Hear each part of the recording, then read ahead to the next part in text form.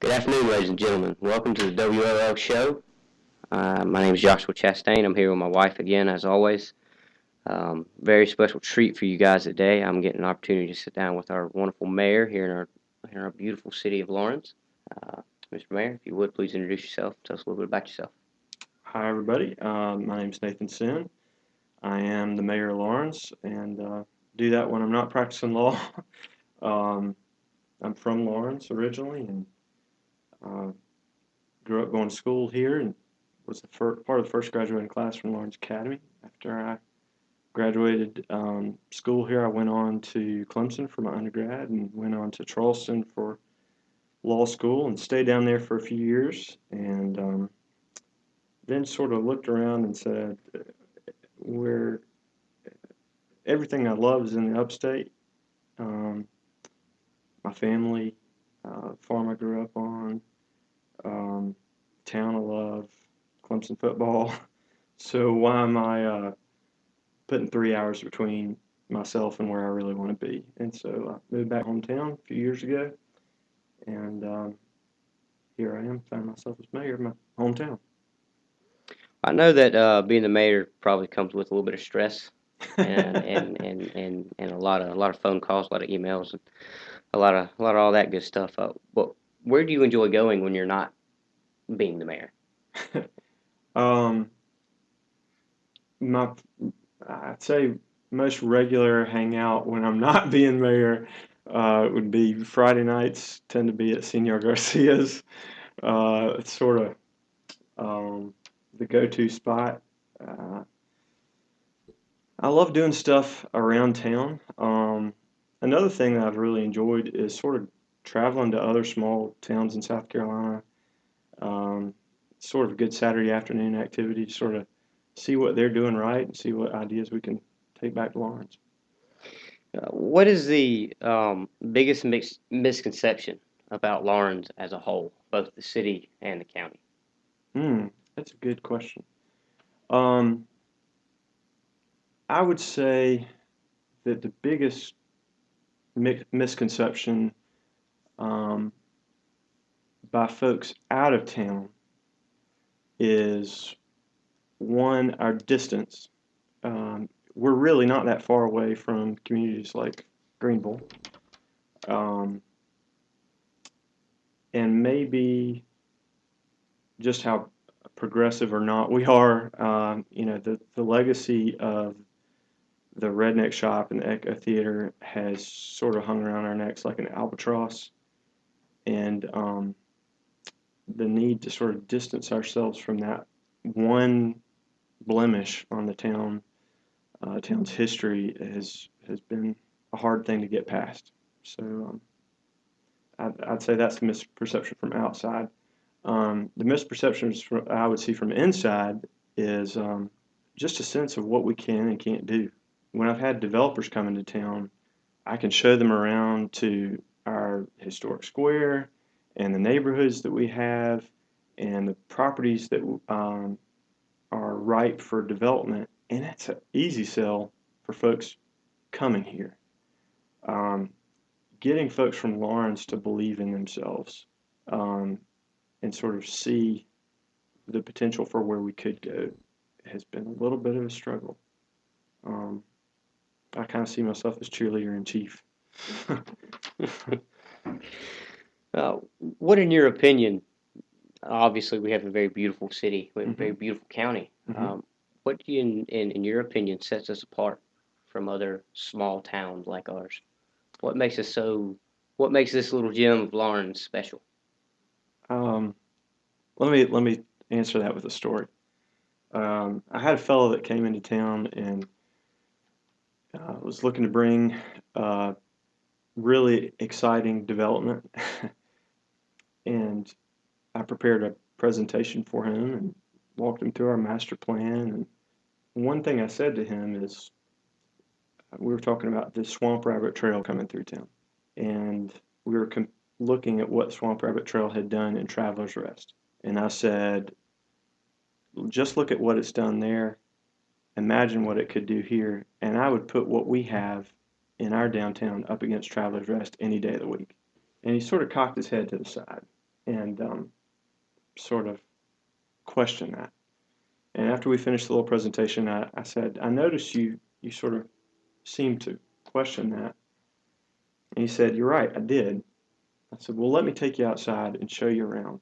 And when we had the chance to walk around for about an hour, and he actually looked at the buildings and the architecture that we have in our historic homes, he just at one point while we were walking around got a smile on his face, and he nodded his head and he said, "You're right. I can see it. You've what you've got here doesn't even compare, and I want to be part of it." And that's that kind of thing has been the high point of being a mayor, is being able to show off my hometown and see other people buy into the vision. It's awesome. What made you actually run for mayor? And what made you all of a sudden decide to get into politics? Well, I've always been interested in politics. I was a political science major at Clemson and took some courses in state and local government and that sort of thing. And but I really was disenchanted with how nasty politics can get, particularly the partisan nature of politics. But after I moved back to Lawrence and was serving as chairman of Main Street, um, I was involved in some of the things that the city was doing, and I saw what the city was doing, how it could be done better, what we weren't doing, and with no disrespect to Mr. Stankus, I just felt like we couldn't afford another 4 years of doing things the way we were. It's not because of the money, um, but I felt like I had something to offer, and the Lord calls us to help others where He puts us, and I was happy to try to do what I could to help my hometown. So, what will it take to, say, draw a younger generation of families to settle here in Lawrence, in your opinion, and what would the city's role in that be? In our form of government here in Lawrence, you have a city administrator. Gary Coleman is our city administrator, and he sort of manages the day-to-day operations of the city.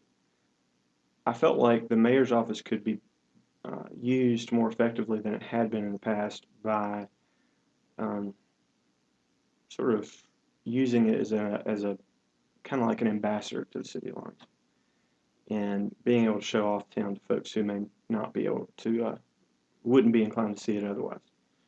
So as far as what the city could do, um, a lot of it is initially just bringing people here and showing off what we have, and then seeing what we can offer in terms of investments, incentives, making sure that our um, way of doing business with business is the most efficient way possible, so that we're a partner in growth rather than an impediment. Um, those are the kind of things that we can do as a city. Um, in order to bring young families, to answer your question more specifically, I see our biggest initial need is housing. So we have a lot of low end subsidized housing at one end. We have some great old, larger homes that young family would, most young families at least, would be very unlikely to afford. And if they could afford them to begin with, they might not be able to pay to renovate them. So we're lacking housing in the middle. Um, and so my initial focus has been to try to bring housing so that we can change those demographics. Once we change those demographics and we have that a larger portion of that population here, it'll support the restaurants and the pubs and entertainment options and all those things that improve the quality of life in general. Talking on bringing housing developments here, um, in so doing, would we still be able to preserve the small town appeal that's in Lawrence itself and would we be able to preserve some of the historic sites and buildings? Absolutely. One of the things that really frustrated me was we've developed some really great plans. There was a master plan that was done in conjunction with Main Street Lawrence and the City of Lawrence back in the early part of 2017. And it doesn't do a darn bit of good to develop a plan if you're not going to do anything to implement it and be proactive about that. So if we are proactive about bringing the development we want, particularly if we're perhaps targeting land that the city owns, because it's not bringing any revenue to the city if the city owns it. It does. We're better off having it out of our hands. Then, if we have a hand and a say in what we bring, we can implement the plans rather than just getting what we get when we get it, how we get it. So I think that helps bring what we want where we want it. And then in terms of historic buildings, just doing a better job of code enforcement. We have a guy named Jeremy Hudson, who's our new code enforcement officer. He's going to be working with the Historic Preservation Commission to make sure that we do a good job of maintaining our historic buildings downtown. Well, not just downtown, but across the city. This might be a little off the wall question, Mm-hmm. but speaking about the Echo Theater Mm-hmm. and going back to that topic just Mm-hmm. very briefly, are there not any plans to say turn that into something more of a positive outlook to help push that negative misconception and misunderstanding that we got from the redneck shop being there? There are. It's held in private hands right now, so the city is somewhat limited about what we can do without the cooperation of the owners. But I have some ideas about ways that we could put that to some positive use. I'm not at liberty to really discuss them, but I think that spot holds a potential for being something that could really be a shining example of what we're doing right in town rather than a painful sore about what went wrong. Overall, as mayor, if you could jump ahead Mm-hmm. 2 years from today, Mm-hmm. where would you like to see Lawrence 2 years from today? I would like to see us farther down the road of having a vibrant community.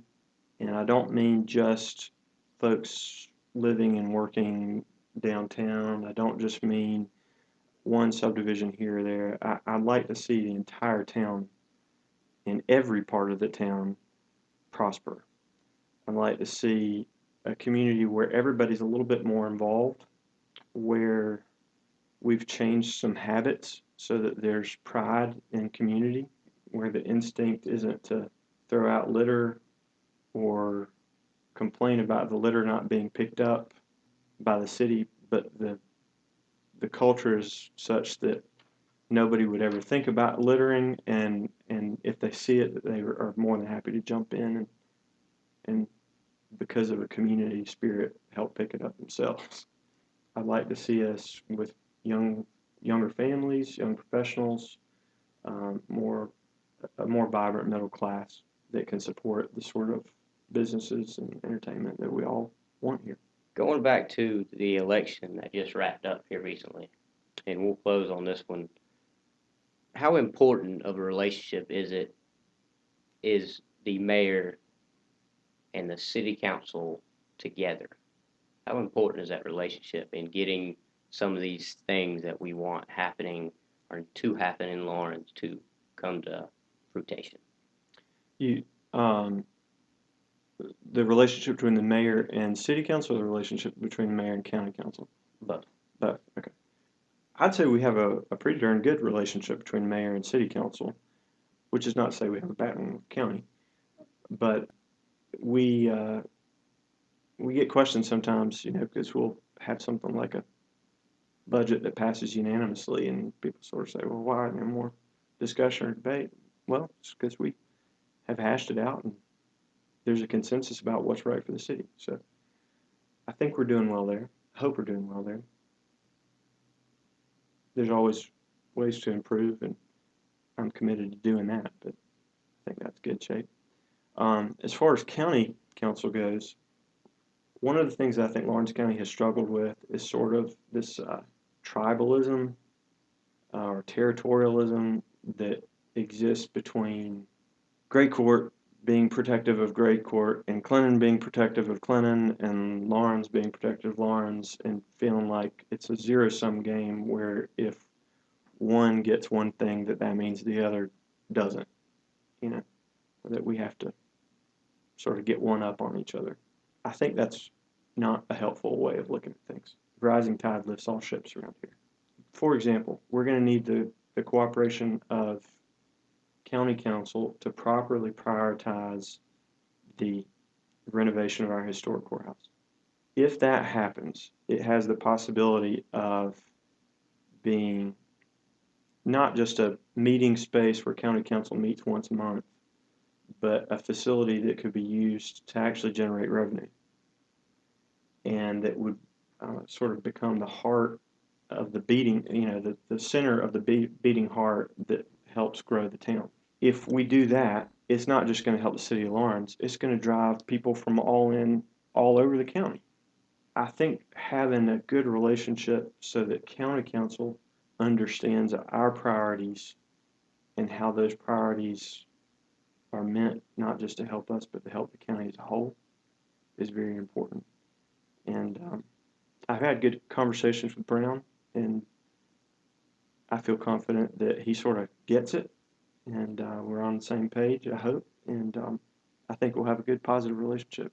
I've had good conversations with other members of county council, and I hope we are all sort of as much in lockstep as we can going forward. Well, ladies and gentlemen, that's it. Again, this is the WLL show, and always remember that we love Lawrence.